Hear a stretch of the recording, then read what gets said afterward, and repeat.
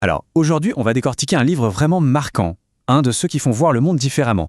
Il s'agit d'Ishmael de Daniel Quinn. Et le point de départ de ce livre, c'est assez original.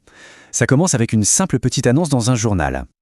Imaginez tomber sur cette annonce. Professeur cherche élève, doit avoir un désir sincère de sauver le monde. Plutôt direct ou non ? Eh bien, pour le narrateur du livre, cette phrase ne réveille pas vraiment l'espoir. Au contraire, ça ravive un vieux cynisme.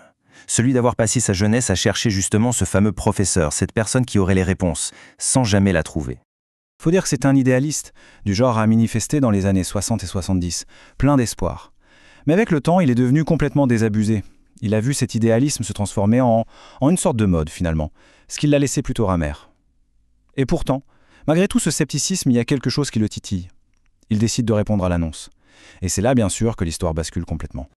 Il se rend donc au rendez-vous, dans un bureau, et là, la surprise est totale. Le fameux professeur, ce n'est pas un humain, c'est Ishmael, un gorille qui communique avec lui par la pensée. Ça peut paraître complètement fou, mais c'est ça, la clé de tout le livre. L'idée, c'est que pour vraiment comprendre notre propre civilisation, il faut la voir à travers le regard de quelqu'un qui en est totalement extérieur.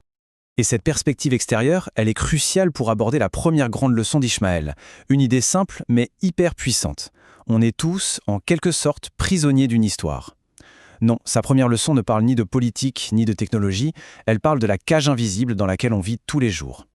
Pour Ishmael, la définition de la culture, c'est ça. Un groupe de personnes qui, ensemble, mettent en scène une histoire. C'est tout. Et son postulat, c'est que notre civilisation entière est en train de jouer, souvent sans même s'en rendre compte, un rôle bien précis dans une seule et grande histoire.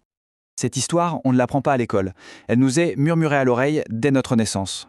C'est ce qu'Ishmael nomme « mère culture ». C'est elle qui façonne tout, notre vision du monde, la place qu'on pense y occuper, notre destin. Et pour bien faire comprendre à quel point on est immergé dedans, il utilise une analogie assez forte. Il compare ça à la situation de beaucoup d'Allemands sous le Troisième Reich qui étaient prisonniers d'une mythologie sans le réaliser, tout simplement parce que c'était la seule réalité qu'ils connaissaient. Du coup, la question qui brûle les lèvres, c'est « Mais alors, c'est quoi cette fameuse histoire ? Qu'est-ce que Mère Culture nous raconte à longueur de journée sans qu'on y prête attention ?» C'est tout l'enjeu de leur conversation, le grand mystère à résoudre. Alors, pour commencer à déchiffrer cette histoire, Ishmael introduit une distinction essentielle. Il explique que non, l'humanité n'est pas un seul bloc.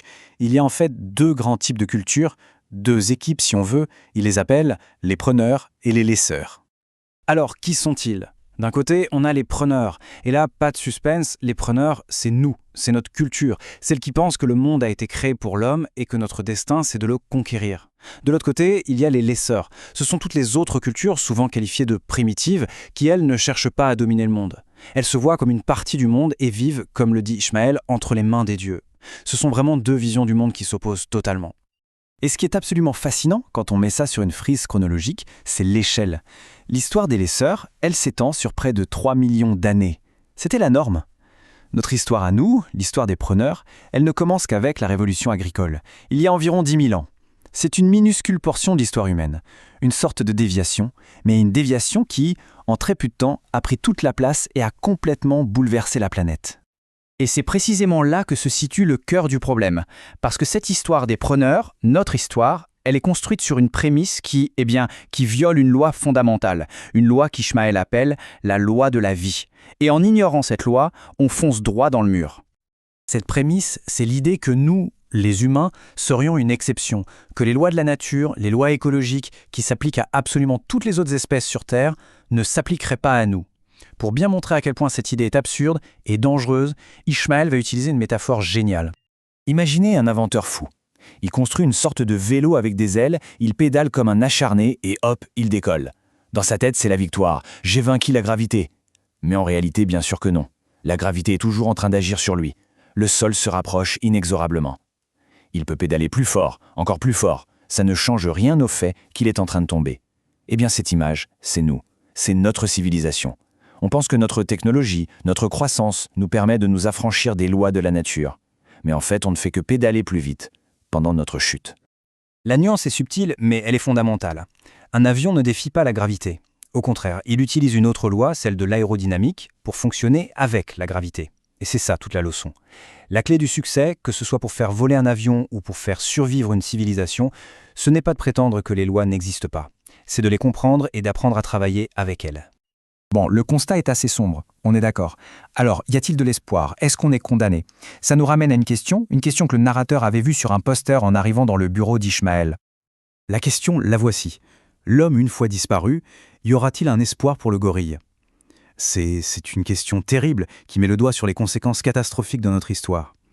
Mais l'objectif d'Ismaël, ce n'est pas de nous laisser sombrer dans le désespoir. Au contraire, il esquisse une autre voie possible. La solution, ce n'est évidemment pas de pédaler encore plus fort sur notre machine volante. La seule solution, c'est de sauter de la machine. C'est d'abandonner l'histoire qui nous mène droit à l'accident et d'en trouver une nouvelle à raconter, une nouvelle à vivre. Attention, il ne dit pas qu'il faut revenir à l'âge de pierre, non. Le défi, c'est de trouver comment une civilisation peut, à nouveau, appartenir au monde. Et tout le livre se termine sur un retournement de situation, une dernière pensée qui vient complètement renverser la perspective. Ça nous pousse à réaliser que le vrai problème, ce n'est peut-être pas le sort du monde sans nous, mais plutôt notre propre sort, qui est intimement lié à celui de toutes les autres formes de vie sur cette planète. Et la question du poster, la question du début, est complètement inversée. Le gorille, une fois disparu, y aura-t-il un espoir pour l'homme? Voilà, c'est sur cette interrogation que le livre nous laisse. Une interrogation qui nous met face à nos responsabilités. Car au final, la question la plus urgente n'est pas de savoir si le monde peut survivre sans nous, mais bien de savoir si nous pouvons survivre sans le monde.